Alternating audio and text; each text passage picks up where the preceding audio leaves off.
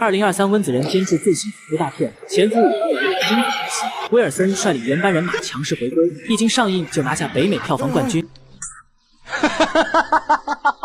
友情提示：本片全程高能，赶紧艾特上好友一起抱团观看，和我一起探索红门背后的黑暗领域。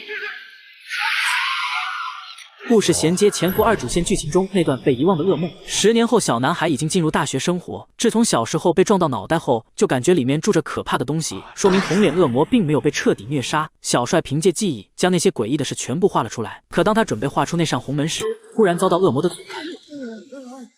随着黑色血液流出，暗示着恐怖事情即将发生。可无知的小帅并没有将其丢掉，回到宿舍后随手将它贴在了床头。结果下一秒，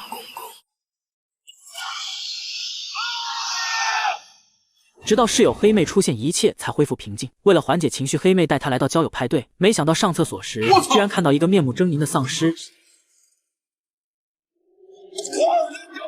小帅被吓坏了，赶紧躲到床下不敢出声。看到男孩一切正常的走出卫生间后，以为是自己产生了幻觉，结果当他准备离开时，再次遭到恶魔的突袭。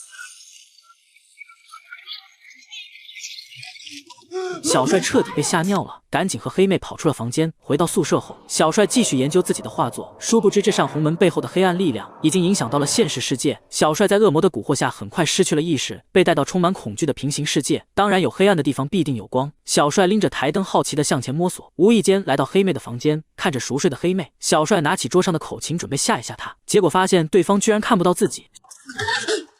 小帅被惊呆了，赶紧跑回房间。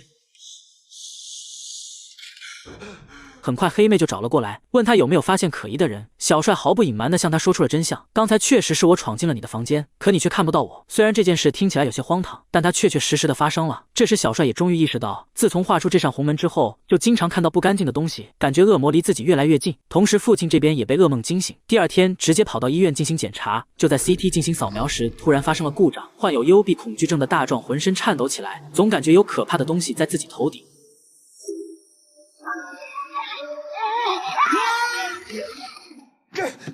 大壮彻底吓尿了，开始对医生口吐芬芳，可老黑却一脸淡定地叫他到医务室详谈，表示他的身体没任何问题，但精神上出现了一些异常。大壮听后立马澄清自己没的精神病，估计是因为之前失忆所造成的后遗综合症。回家后，大壮为了尽快康复，开始做一些恢复记忆的训练。就当他翻开妻子的照片时，窗外突然出现一个黄衣男子，可大壮并没注意到此人，还在一本正经地整理着照片。结果下一秒，男人突然撞破窗户冲进了房间，大壮被吓得连连后退。转眼间，男人又突然出现在身后。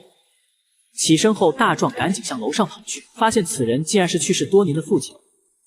当他以为一切恢复正常后，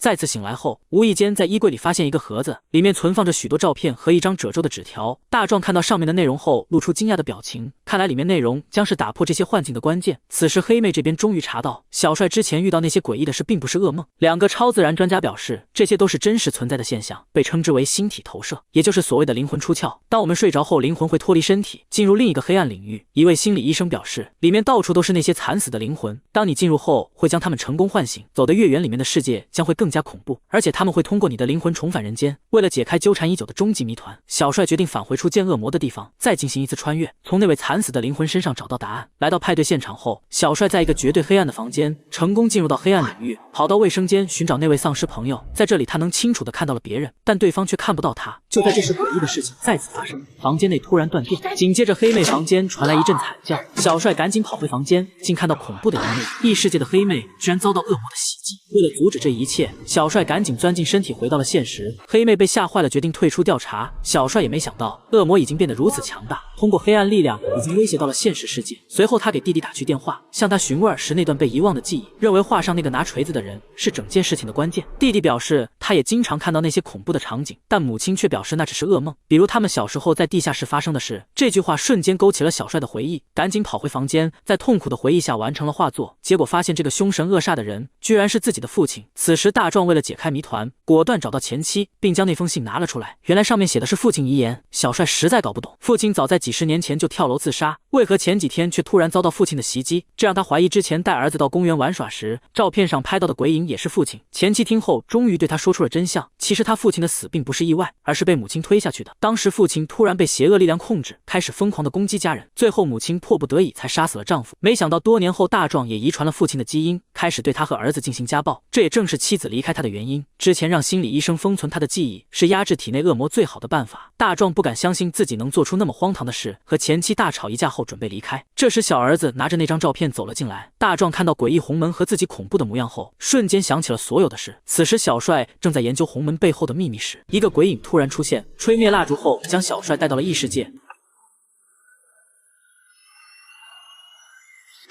让他看到小时候那场恐怖的遭遇。只见母亲带他和弟弟一脸慌张地跑进地下室，然后用洗衣机堵住了房门。父亲化身恶魔在外面拼命地撞击房门，很快就在墙上撞出一个大洞，冲进了房间。母亲本想上前阻止，结果被父亲一把甩飞，随后拿着锤子来到年幼的小帅面前，准备对年幼的儿子痛下杀手。就当他即将动手时，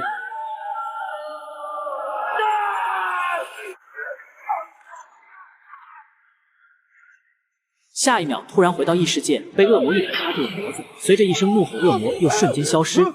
起身后发现周围的环境都是小时候遇到的恐怖场景。现实世界中，黑妹拿着一团灯带找到小帅，希望能帮他摆脱黑暗领域。可他并不知道眼前的小帅竟是恶魔的化身。就当他调试灯光时，小帅突然变得面目狰狞。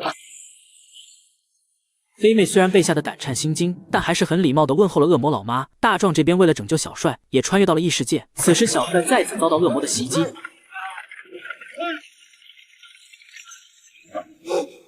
千钧一发之际，大壮突然出现，用斧头劈开铁链将小帅救了回来。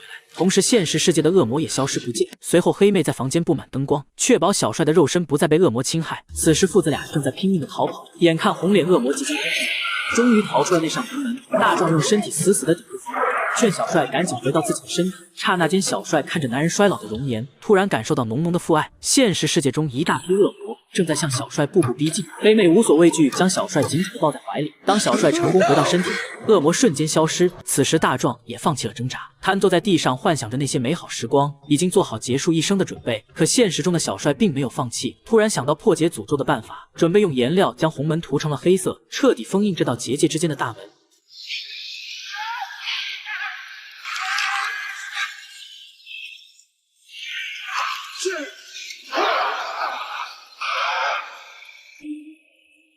随着灯光的熄灭，大壮被成功救了回来。虽然红门被染成了黑色，但感动的画面永不褪色，在彼此心中留下了难以磨灭的印象。离开前，他拿出手中的盒子，希望和父亲做最后的道别。转身后，父亲真的出现在眼前，两个不善于表达的男人用眼神和微笑将爱传递了下去。随后，地上的盒子散发出耀眼的光芒，变成黑暗中唯一一道光，为大壮指出回家的方向。电影最后，前妻看着恢复如初的大壮，邀请他一起共享晚餐，无形中对他抛出爱情的橄榄枝，将这个幸福家庭牢牢地系在了一起。